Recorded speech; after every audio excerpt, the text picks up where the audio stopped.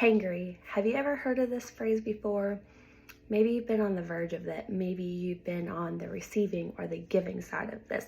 This ever feeling of just so hungry, the pang in your stomach, the ringing in your head, that it affects your total mood, makes you so angry you can't think straight. It affects your total mental clarity.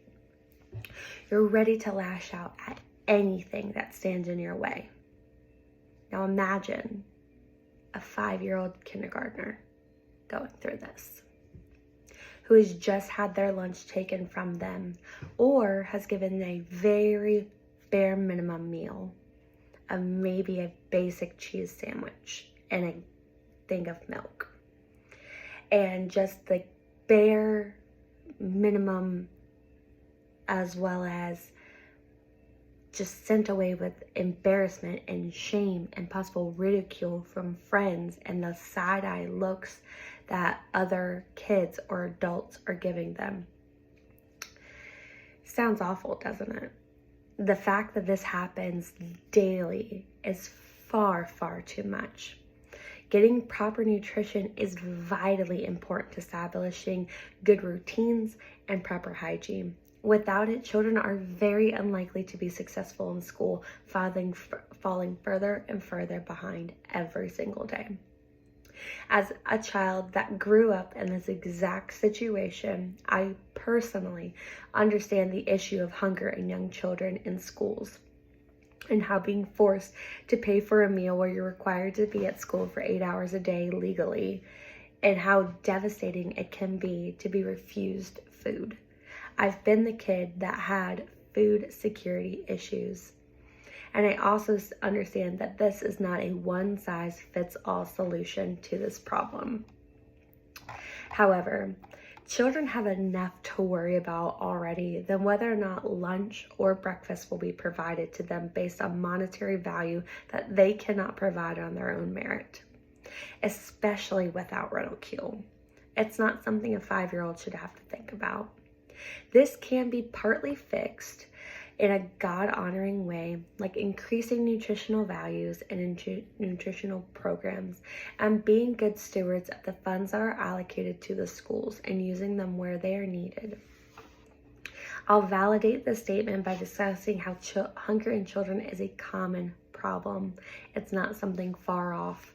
How the problem exists because schools fail to realize that this is a growing epidemic, and that the solution should be based around a godly view of our children, and that should urge us to be better stewards of their body and of the money that we receive from the schools. So let's dive into this topic. Children going without food during school is a very common problem with horrific effects. In fact, school meal statistics and the School Nutrition Association have recorded that 1 in 7 children would go without food at schools, and nearly 11 million American children will suffer with some sort of food shortage or food security problems at home. According to school meal statistics, new research shows that children are getting their healthiest meals at school. And studies have demonstrated that school meal programs play an important role in supporting obesity prevention and overall student health and academic achievement. Something as simple as food, a bowl of cereal or a bowl of soup at lunch, can be just as important as textbooks and teachers. And this brings me to my next point. Despite the negative effects, adults don't take this problem seriously. The School Nutrition Association's 2019 report revealed that 75% of districts had unpaid meal debts due to the fact that they are just not able to keep up with the demand that a lot of families are not able to pay for children's schools with the rising cost of food across the board. It was not until the pandemic hit and the world closed down that adults really started to see the extreme need that kids were having for food security. It was estimated that 1.15 billion meals were not served in schools because of school closures during the last 9 weeks of school in 2020. And this brings me to my final point. Part of a solution to this problem for children's food security is to understand that God values our health and our children and wants to take care of both of those things. He has given everything to us, and we should be great stewards of this.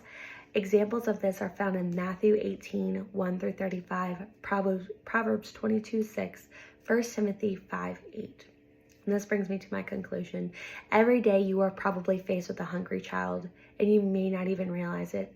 A lot of kids are holding on to the hope of the next day being provided a decent meal at school. We need to find ways to keep this open to every child regardless of wealthy status. We need to be fulfilling what God has given to us and being better stewards of our children's body. I encourage everyone to look at the children in your life and imagine they are begging for some sort of consistency with food. Would you be the one to pull that tray away from them, knowing it was their only source of food for that day? If not, then let's not do it to others.